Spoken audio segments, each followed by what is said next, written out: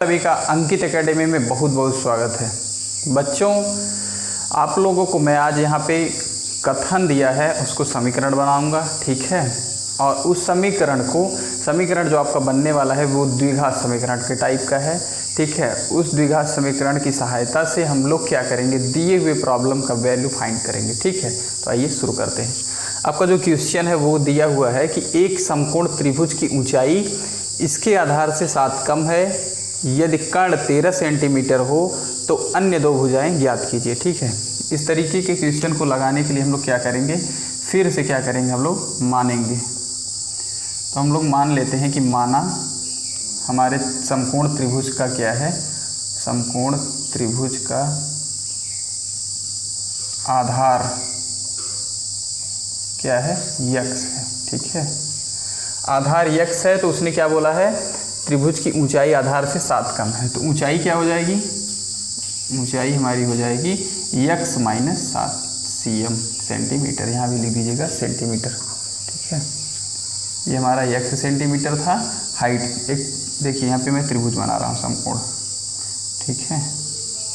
ये हमारा था यक्स, तो ये हमारा यक्स माइनस 7 हो गया। और इसने क्या बोला है कि कर्ण दे दिया है, ठीक है।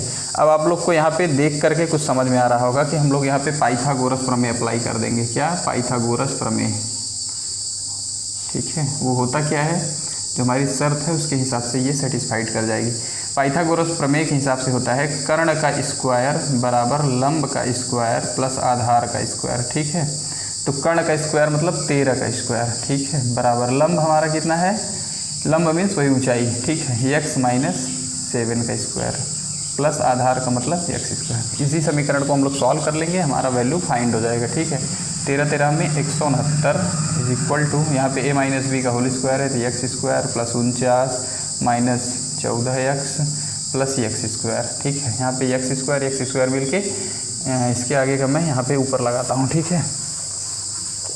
आपका यहाँ पे हो जाएगा कितना, 2x स्क्वायर और माइनस 14 यक्स प्लस 49, और ये माइनस 69 भी इधर ले लूँगा मैं, इक्वल टू 0 कर दूँगा, ठीक है। इसके आगे का आप लोग आगे देखिए।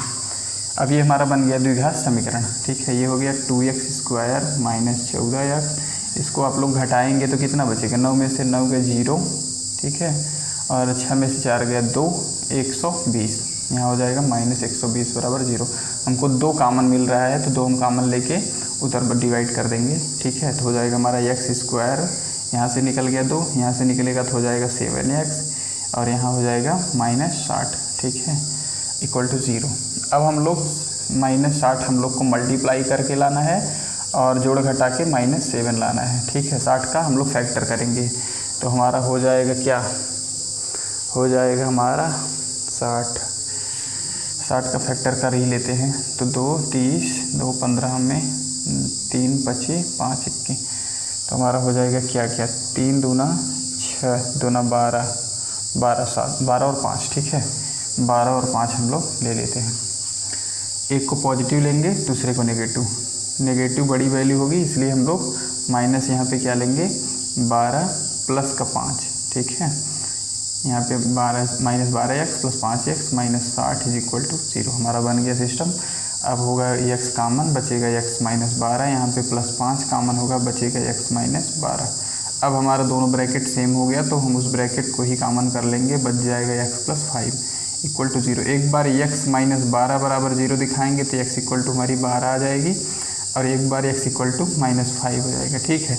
तो हम यहाँ पे पॉजिटिव वैल्यू लेकर के x की वैल्यू हमें पता चल गई है। x की वैल्यू मतलब हमारी आधार, क्योंकि हमने उसी को x माना था, तो आधार हमारा कितना आ गया, 12, आधार हमारा 12 आ गया। और इससे 7 कम मतलब हमारी ऊंचाई कहिए या लंब कहिए, बात एक ही है, ठीक है। वो कितना हो जाएगा, 12 में 7 घटा दीजिए, x माइनस 7 मतलब 12 माइनस 7 मतलब 5, और कर्ण आपको दिया ही था पहले ही, कर्ण कितना था 13। इस तरीके से आप क्या करेंगे, किसी व्यवहारिक मैथमेटिकल आपका जो भी प्रॉब्लम होगा उसको आप लोग सॉल्व कर सकते हैं, ठीक है। आपका एक क्वेश्चन इस चैप्टर में और बचा है, वो बचा वाला क्वेश्चन हम लोग कल सॉल्व करेंगे।